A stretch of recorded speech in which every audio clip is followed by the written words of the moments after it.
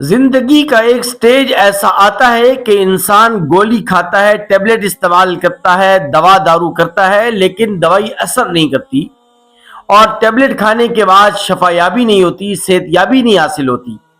تو ایسے لوگوں کے لیے انتہائی مجرب اور قرآنی وظیفہ پیش کیا جا رہا ہے.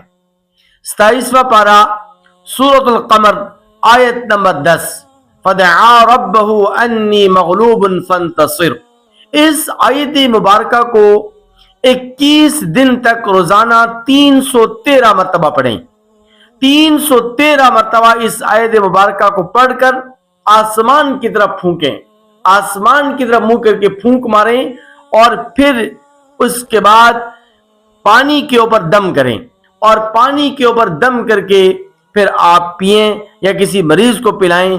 تو انشاءاللہ ثم انشاءاللہ نہ صرف یہ کہ دوا مؤثر ہوگی، بلکہ مریض بھی صحت یاب ہوگا، اور اللہ تبارک و تعالی اسے مکمل شفا یابی کی نعمت سے نواز دیں گے.